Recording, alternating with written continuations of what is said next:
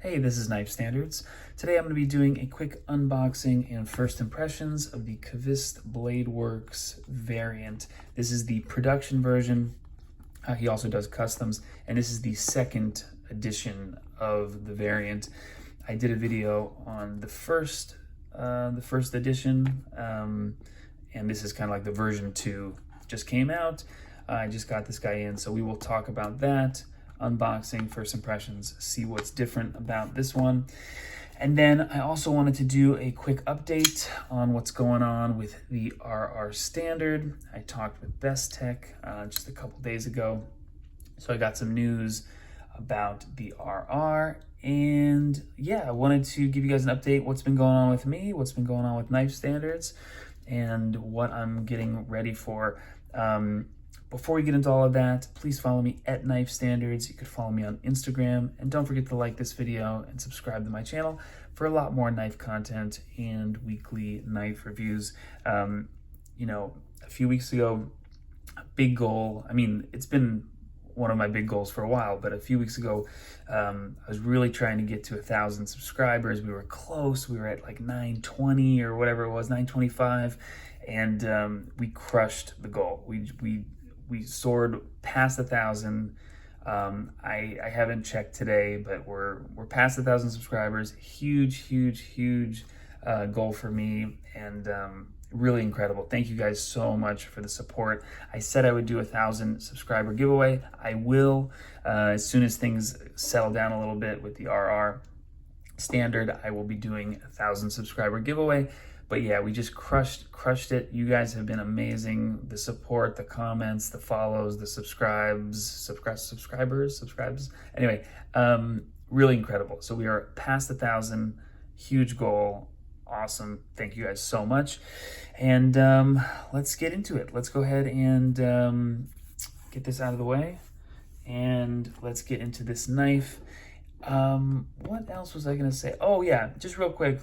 If you guys are here for the RR Standard update, Best Tech is finishing up with the CNCing. So, you know, it's cutting out the handles, cutting out the blades, getting everything, you know, kind of like the blanks and the handle shapes. So it's in progress. They're crushing it.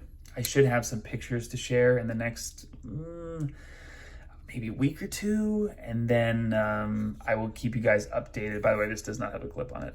I took the clip off for this one, but of course it will come with a wire clip, and milled titanium clips will also be available. Sometime in October, I will do a drop, and I will let you guys know. But yeah, anyway, things are on schedule with Best Tech. They are doing the CNCing, and from what I hear from them, from what they've told me, everything is going well and it's on schedule. But of course, when I get pictures or I have another update, I will let you guys know. All right, cool. So let's go ahead and get into this knife. I know you guys have been waiting. Boom. Okay. So I did, and by the way, I actually sold my other variant, and got some foam. I don't know why I'm holding that. I sold my other variant, and right around the time I ordered this one, actually. Cool sticker. Pez. All right. I guess he's a fan of Pez. I like that. I actually really do like Pez. Boom. Now I need to buy a Pez dispenser. No, I probably have a Pez dispenser somewhere. Anyway, orange flavored Pez. One of my favorites. Very cool. Haven't seen Pez in a long time. And let's get this unwrapped. Put this stuff aside. Nice. So solid feel. This thing is not light. I opted for the, I guess they call it the reverse tuxedo or the tux or the what. I don't know. That doesn't click with my brain, but I think it's the reverse tux. Anyway, it has a black coated blade. It has the plain titanium scales. Feels good in hand. Let's go ahead and you'll notice this little stick, this little nub sticking out is for front flipping. That was not on the first version of this knife. Let's go ahead and flick it, see how it goes. Ooh, really nice. Really nice. You see some oil there. Get that cleaned up. I just so happen to have a Q-tip. The blade steel is 14C28N. You guys can see that? Yep. And there are two main differences between this version of the variant and the previous one. Ooh. The first one is the front flipper, which I don't know how I feel about that, but let's see if it works. Works really well. Okay. And then the other version, the other difference between this one and the other version, the first version, is they changed the lock bar access. I'm not sure. I think maybe there's more lock bar access. Maybe they did a little more of a cutaway.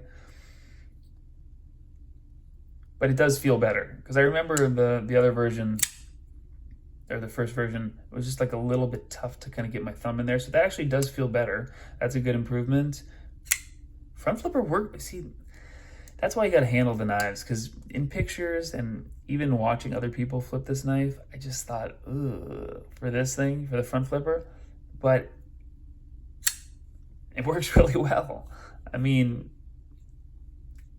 I like it, and I'm not a huge front flipper guy, but this oil is bothering me. I'm not a huge front flipper guy, but front flipper works. I like it.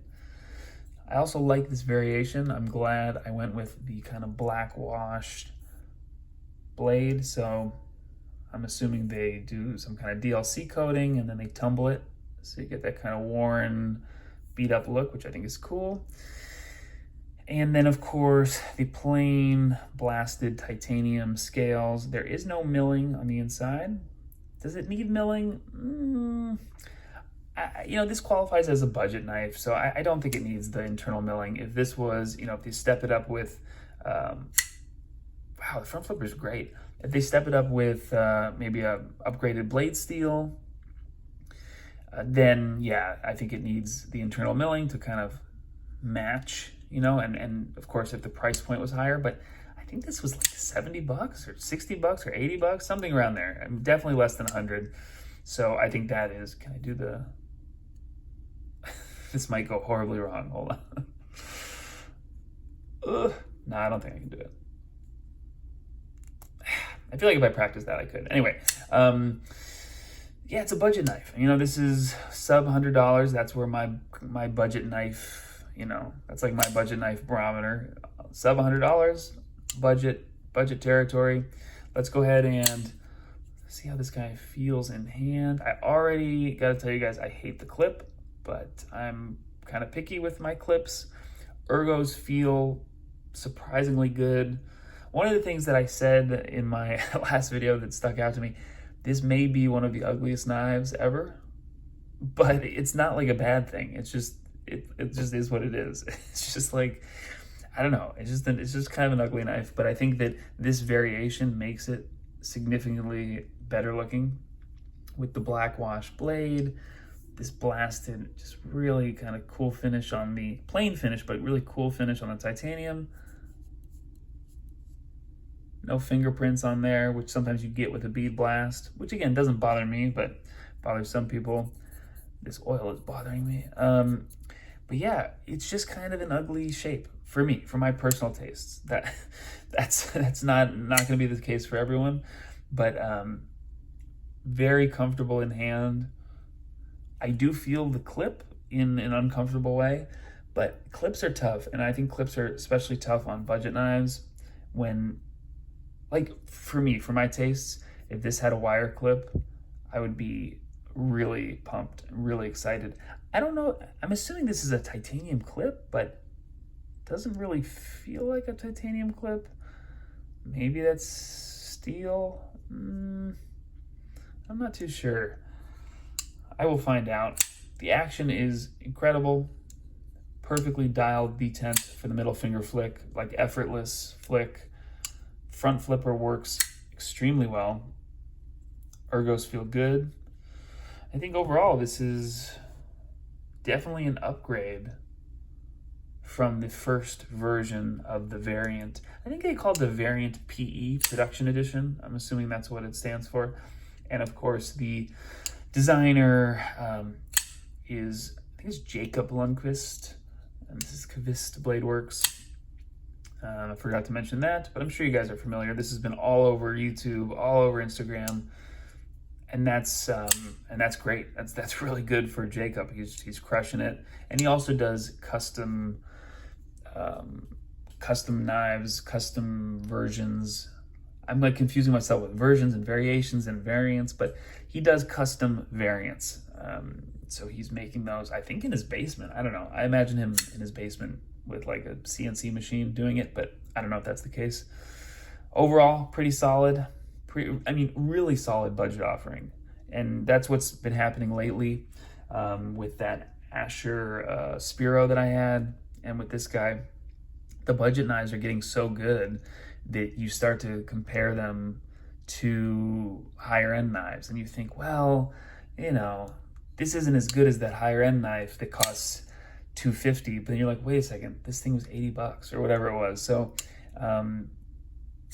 the gap between that $250 knife and the $80, $90, $100 knife is really starting to get smaller and close. You can get a seriously good knife for $80, $90, $100.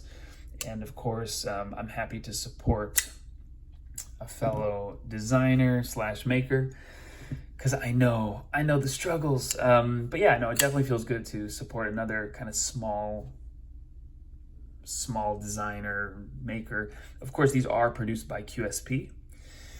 And they do a great job. I mean, I was talking with QSP for another project of mine, which no news on that yet, but I'm a fan of QSP.